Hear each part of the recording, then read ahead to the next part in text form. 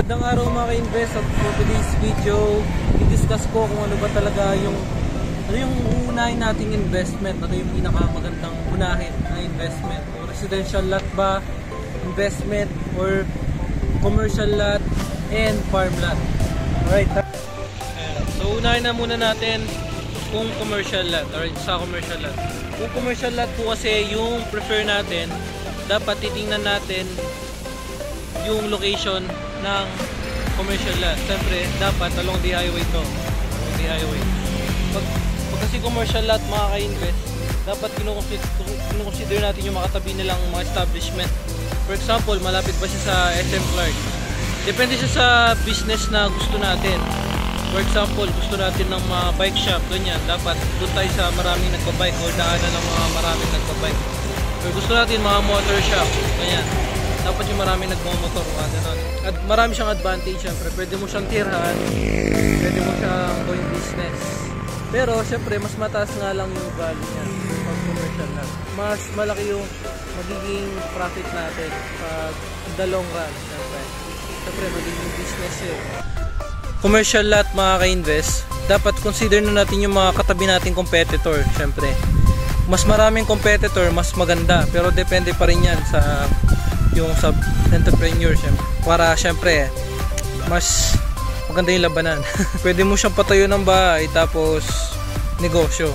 So for example, sari-sari store sa baba, sari-sari store sa taas bahay, yun. Pwede yun. Kung mataas nga lang yung value nila kahit saan sa mga along the highway, expect na natin yun. Or sa lahat ng mga alam kong commercial lot, for list na lang sila. Madalang na lang yung mga bebenta nila. Meron man sa mga hindi pa develop. Pero, syempre, ano yan eh, long term kasi yun eh. Long term yung labanan kasi pag commercial lot. Pag marami na nakatayo yung mga bahay dyan, establishment, doon na natin siya magagamit. Kagaya ng mga ibang client na nakausap ko. Ganun yung nagawa. Nangyari sa kanila. So, nabili nila yung commercial lot. Actually, parang wala pa nakatayo. Tapos, in the future, bigla siya lang nag-boom. Tapos yun, gumanda na yung value ng commercial lot nila, yung kita ng apartment nila, ganyan. Saka yung may sari-sari store pa siya. Ganun yung advantage pag commercial lot. Siyempre, hindi maiiwasan dyan yung ingay ng mga sasakyan, saka yung usok nila. Yun lang naman yung disadvantage. Sama ko na rin sa commercial lot. Pag commercial lot kasi, pwede natin siyang patayuan ng mga apartment, ganyan. Pwede natin siyang patayuan ng mga factory natin.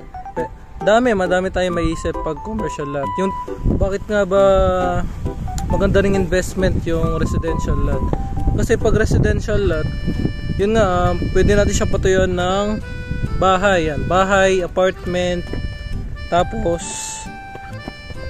yun yung pwede natin patayuan. Saka garden na rin. Bahay tas may garden.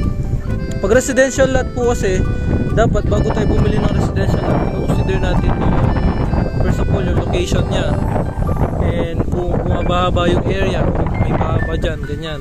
Tapos kung saan siya malapit na eskwelahan, mga establishment kagaya ng mga schools, ganyan, mga hospital, mga public market, mga palengke, ganyan, para hindi na tayo mahirapan mamalengke pag nakatira na tayo pag meron tayong bahay doon sa residential lot na yun. At yung advantage sa residential lot, makakapili tayo kung saan ba natin gusto. For example, gusto natin ng tahimik. Yan, kung gusto natin ng maraming kapitbahay para natin ng fully secured, siyempre bibili tayo ng subdivision na nandun lahat ng mga gusto natin. Tapos kung gusto natin ng maraming mga nature, mga view, ganyan, mga nature view, ayan, mga residential lot po yung mas ano natin. Basta kung gusto natin ng tahimik na buhay, saka tahimik na malinis, saka maaliwalas na buhay, mag-invest tayo sa residential lot. Maraming advantage yan. Yung disadvantage niya lang para sa akin, sorry, wala eh.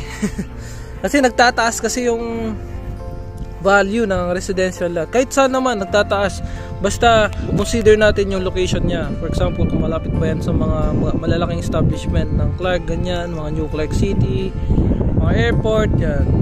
Tapos malapit pa yan sa mga relays, mga railway. dapat gawin yung mga invest natin na residential lot. Invest, syempre sariling design yung mapapatayo mong bahay. So depende pa rin yan sa subdivision na kung saan tayo mag-i-invest, kasi may ibang subdivision na yun lang yung kulay, yun lang yung design, yun lang yung papatayo mo. Pero merong subdivision na sariling design talaga yung masusunod. Naman, bibili na tayo ng residential lot, dapat tingnan na natin yung mga kalsada, kung malawak ba yung kalsada niya, meron ba siyang drainage, meron ba siyang water line, saka meron ba siyang mga poste. Kasi merong mga residential lot na walang poste, drainage, saka water line. So ikaw pa mag-aasikaso doon. So mura nga siya, tapos in the long run mahal din pala. Ganun yun based sa experience yan. At kung residential lot yung prefer natin mga ka-invest, kung gusto nating magandang subdivision, dito tayo sa Claremont Philinvest. Along the highway tayo, malapit tayo sa Clark, malapit tayo sa airport, malapit tayo sa mga developments. Ayan, ito yung marerecommend ko sa inyo, sa Claremont by Philinvest. At meron din tayo sa Hampton, pero mas gusto ko dito sa Claremont by Philinvest. Kasi along the highway, so dire-diretso lang, nasa Clark na tayo. So ang pinakamaganda dito, malapit tayo sa NLEX Expressway, saka sa public market. So kung gusto nating bumili ng mga ulam ganyan, mga malengke tayo, napakalapit yun, mga necessity natin. Alright, so pag farm lot naman mga ka-invest, yung advantage sa farm lot, syempre malawak yung lupain natin, madami tayong magagawa, tanim ng palay, magtanim ng mga mangga, mga kalamansi. Actually pangarap ko yung farm lot, pero syempre ang dami niyang advantage, sobrang dami. Syempre meron din yan at disadvantage. Pag farm lot, dapat ready tayo sa gagastusin natin, syempre. So bakit nga ba ganun? Kasi meron na ako nakausap na kliyente na yes nga, meron silang farm lot, pero hindi ganun kaliit yung gastos nila. Syempre medyo mataas din. Syempre wala sa farm lot, yung iba walang kalsada yan, so papatayo pa ng kalsada yan, kung mismo papagawa ng kalsada. Syempre magpapagawa ka din ng bahay dyan. Saka iba, minsan ipapabakod, yung iba pinapabakod pa nila, pinapapens nila, yun yung talagang gastos. Tapos syempre pag magbi-business na tayo, kung mag-aalaga tayo ng mga kalabaw, kailangan ng fence dyan, kalabaw, mga kambing, mga manok. Siyempre papapens natin yan, baka hindi na pag farm lot. Pero gusto ko yun, yung farm lot. Gusto ko pagkagising ko, nagtatanim na lang akong halaman, nag-aalaga na lang manok, ganyan. Maganda talaga yung investment. Pero mas maganda siya pag talagang yung gusto na nating mag-retire talaga, yung pag farm lot. So mga syempre yung gusto ng tahimik na, sobrang tahimik na buhay, pag gusto natin nature na lang talaga yung nakikita natin, farm lot yung invest natin. Pero mas maganda, meron tayong tatlo.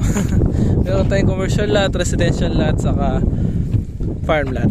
Yun lang mga ka-invest for today's video. Maraming salamat sa panonood. At huwag natin kalimutan mag-subscribe para sipagin pa ako mag-video ng mga kagaya nito. Saka lalo pa akong gumaling. Thank you so much. At yun muna sa ngayon. Bye-bye.